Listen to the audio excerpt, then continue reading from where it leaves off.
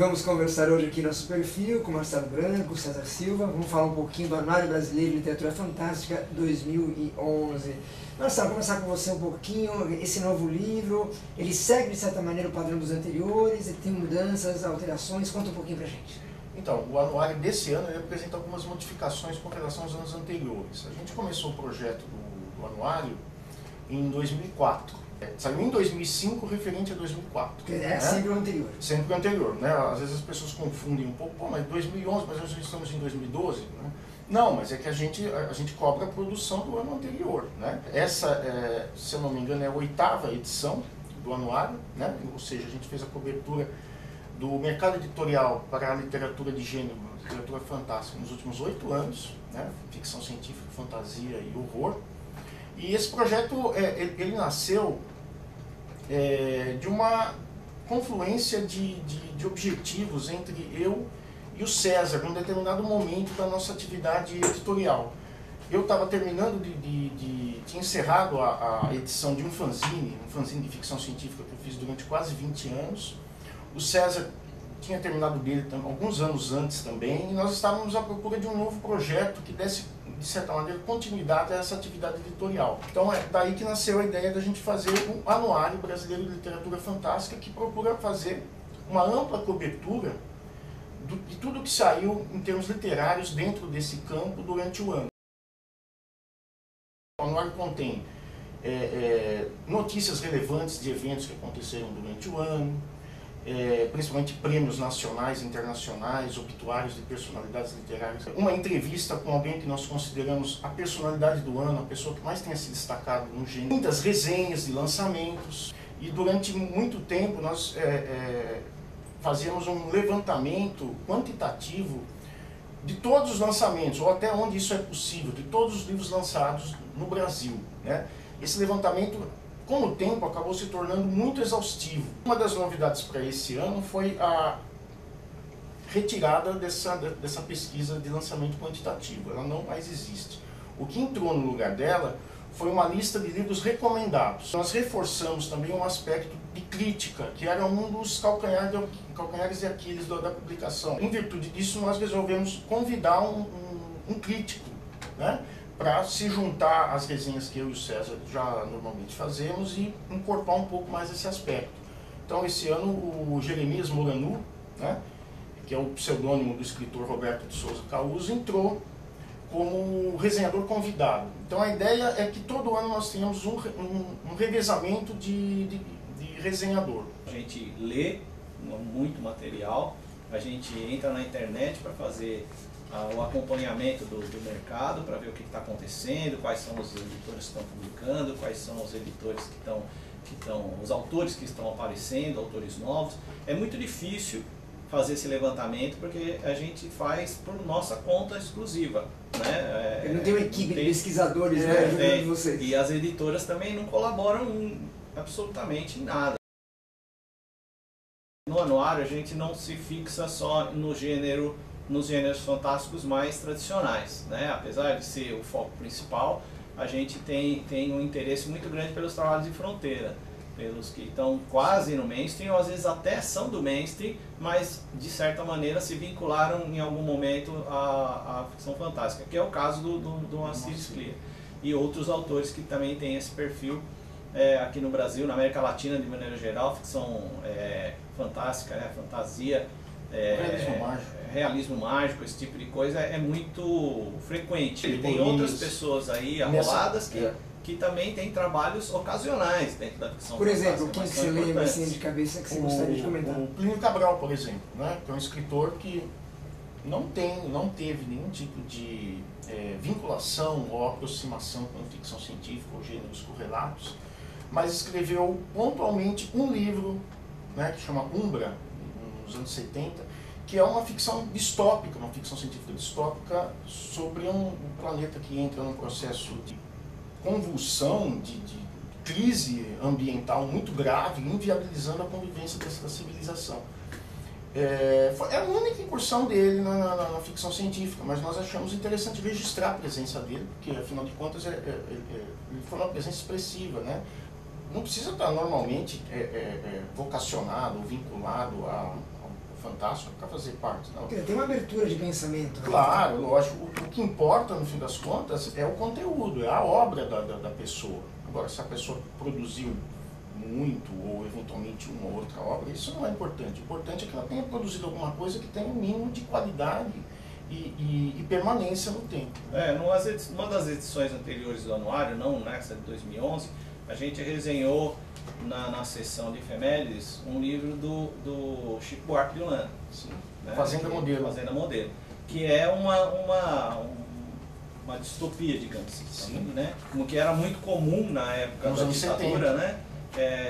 Que os autores tratassem as questões políticas em cima de textos que não eram realistas, né? Especificamente. Essa ideia da metáfora, né? Exatamente. Tem essas coisas mais simbólicas, metafóricas. É um texto político, é uma ficção política, como eram vários dos autores da época, vários outros autores Brandão, com Não Verás País Nenhum, o Herberto Salles com O Fruto do Vosso Ventre.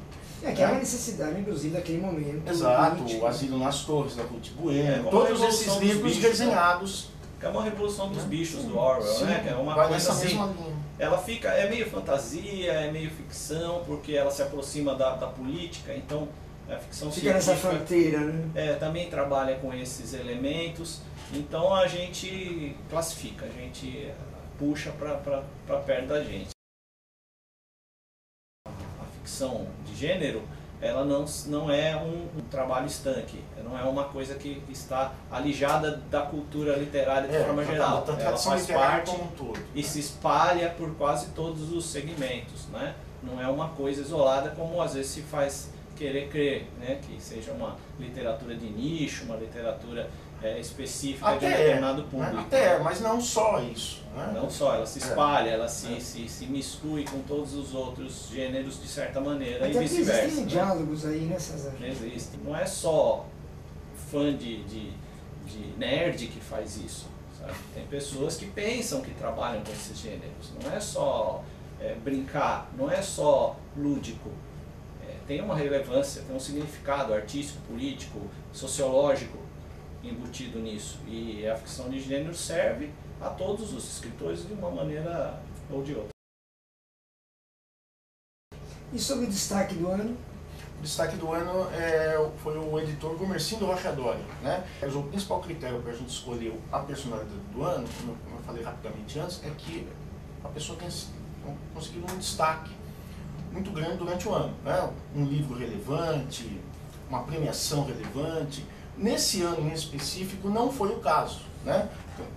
Nós chegamos à conclusão que o Gomercindo Rocha Doria, por si, né, já justifica em algum momento a alcunha de personalidade do ano, por toda a longa trajetória literária dele, principalmente em torno da ficção científica. Ele que é o principal editor da história da ficção científica brasileira, e ele já está à altura dos seus 88 anos. Então nós achamos que é importante fazer um registro, né, nesse momento da vida dele, já próximo também, daqui a 2 anos ele completa 50 anos de atividade editorial, né? Então a personalidade do ano desse ano foi o Gomercindo, e nós procuramos fazer uma ampla retrospectiva da carreira dele, né?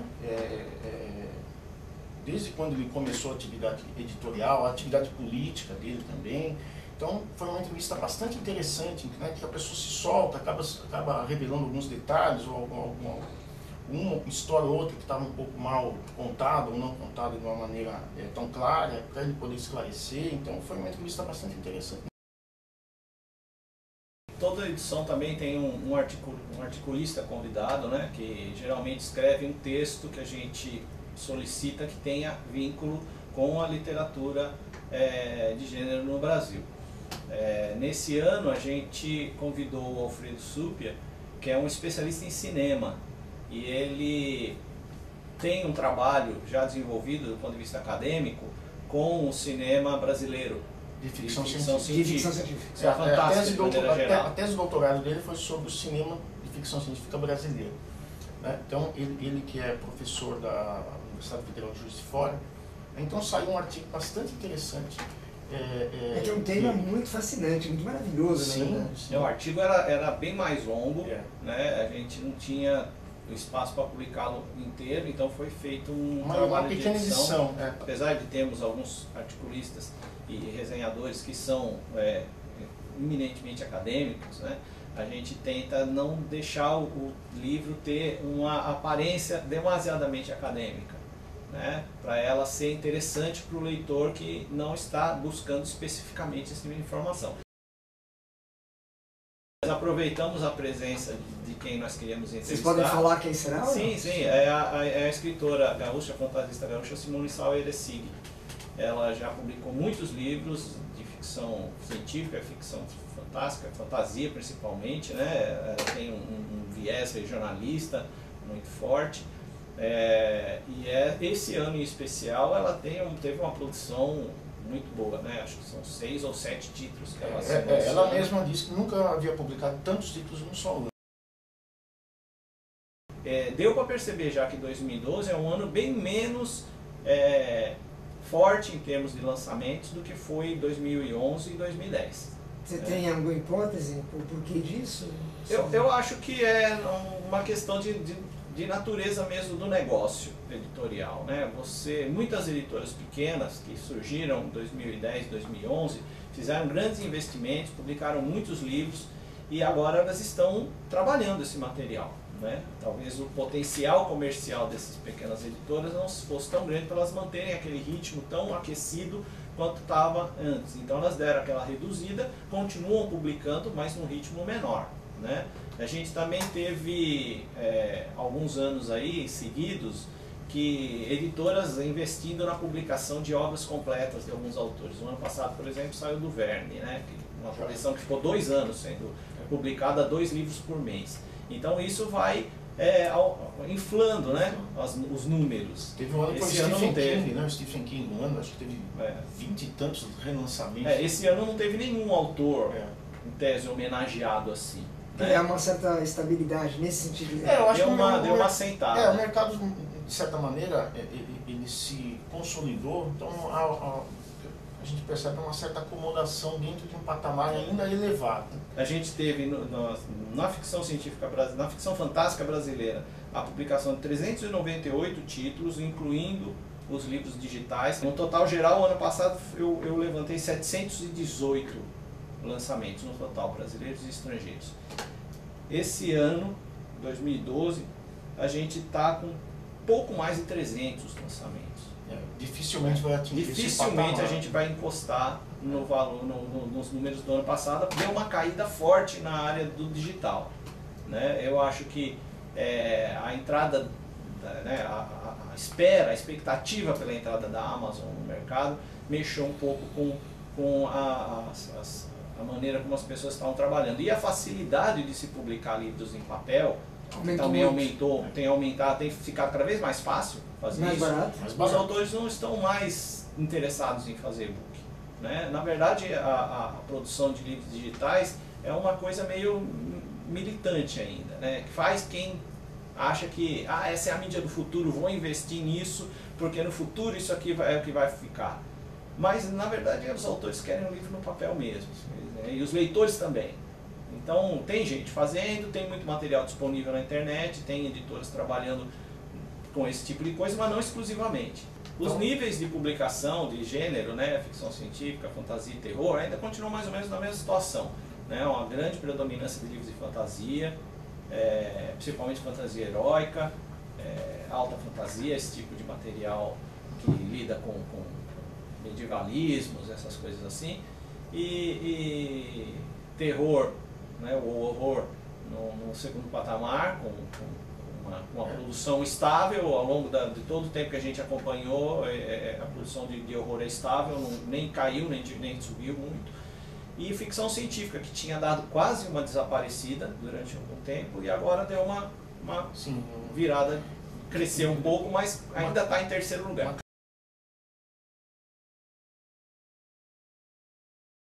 Meninos, anos. Então eu queria agradecer muito a presença de vocês. Queria deixar os contatos de ambos, né? Inclusive tem o blog, fique à vontade para quem quiser conversar. Então eu vou começar com o César. Quem quiser conversar com você sobre o anuário, sobre outros assuntos ligados à ficção científica, ao mundo da fantasia, à literatura fantástica de modo geral. O meu blog pessoal, o mensagem do hiperespaço.blogspot.com, e o meu e-mail, que é seritosilva@yahoo.com.br. Por esses dois contatos as pessoas podem me encontrar. Também tem o Twitter, tem o Facebook, mas aí a gente se encontra nesse mundo virtual. Através do blog e através do e-mail, acho que é mais fácil. Legal. Marcelo Simão Branco, diga lá, para falar com você, seja sobre o anuário, seja sobre qualquer assunto ligado a esse universo.